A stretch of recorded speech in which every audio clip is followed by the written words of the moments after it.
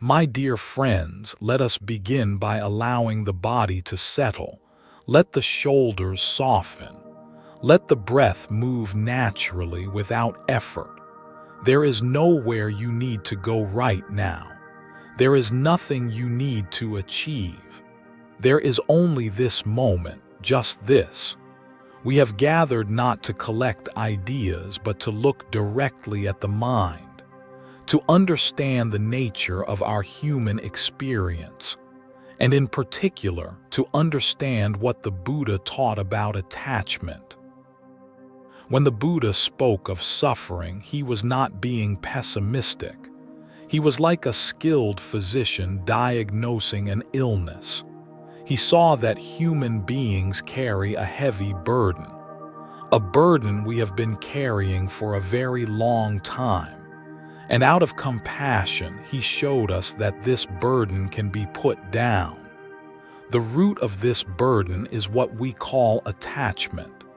In the ancient language, the word is Upādāna. It means grasping. It means clinging. It also means fuel.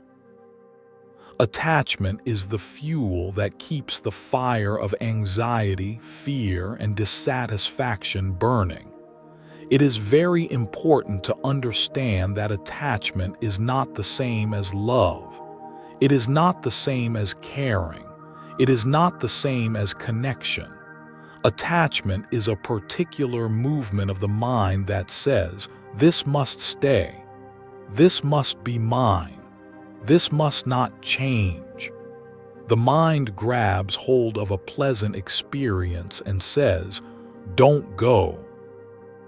The mind grabs hold of a painful experience and says, "This should not be happening." The mind grabs hold of an identity and says, "This is who I am." The Buddha observed life with complete clarity. And what did he see? He saw that everything is moving, everything is flowing, everything is changing. The seasons change, the body changes, thoughts arise and pass away like clouds. Emotions rise and fall like waves on the ocean. This is the nature of reality. It is fluid. It is unstable. But the attached mind demands stability. The attached mind builds a house on shifting sand and insists that it must never crack. And when the crack inevitably appears, we suffer. We do not suffer because the wall cracked. Walls crack. That is their nature. We suffer because we insisted it should not. This gap, the gap between the way things are and the way we demand them to be, is the source of our stress. It is the source of our dissatisfaction. So let us look more deeply.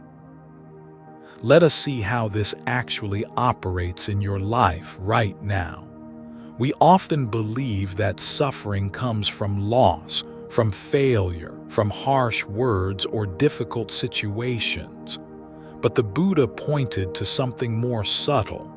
He taught that the pain of loss is possible only because of the tightening that happened before the loss. The pain is not in the event. The pain is in the holding on. Imagine holding a rope. If you hold it lightly, it can move freely through your hands. But if you grip it tightly and something pulls, your hands will burn. The burning comes from the grip, not from the rope. This gripping happens thousands of times each day. It happens so quickly that we often do not even notice it. That is why the Buddha asked us to slow down, to observe carefully, to see the process clearly. It begins with contact. The eye sees a form. The ear hears a sound. The body feels a sensation. The mind thinks a thought. Contact itself is innocent. It is simply life meeting the senses. From contact, a feeling arises, pleasant, unpleasant, or neutral. Feeling is also innocent. It is natural to feel pleasure. It is natural to feel pain. The Buddha himself experienced physical pain. He felt heat and cold. He felt hunger and fatigue. But here is the turning point. Here is where freedom or suffering begins. When a pleasant feeling arises, the untrained mind reacts with craving. I want more of this. I need this to last. When an unpleasant feeling arises, the mind reacts with aversion. Get this away from me. I cannot accept this. This reaction is the seed of attachment. When this reaction is repeated again and again, it hardens. It becomes habit. It becomes character. We become attached to comfort. We become attached to approval. We become attached to being right. We even become attached to our suffering because it feels familiar. We cling to old stories of hurt because we do not know who we would be without them. The Buddha warned us that one of the most dangerous forms of attachment is attachment to views, attachment to opinions, attachment to being right. Look at the world. Look at conflict between nations, between communities, between families. So often it is simply this: my view is correct, your view is wrong. A view is only a thought, a collection of words. Yet we defend it as if our life depends on it. Why does it feel so personal? Because we have glued our sense of self to it. This leads us to the deepest attachment of all. Attachment to I, attachment to me, attachment to mine. The Buddha invited us not to destroy the self, but to investigate it with curiosity, with honesty. We say, my body. But if this body were truly yours, you could command it perfectly. You could say, body, do not age, body, do not get sick. But the body follows nature, not our wishes. So can we truly call it mine? We say, my mind. But thoughts appear uninvited. Emotions rise like weather. If you truly own the mind, you would choose only happiness. You would never experience fear. Yet the mind moves on its own, conditioned by causes. So what is this I we are protecting? When we cling to a solid self, we live in fear. We spend our lives decorating this self with praise, defending it from criticism, trying to make it important, trying to make it permanent. It is exhausting. It is like protecting a sandcastle from the tide. The Buddha offered a radical freedom.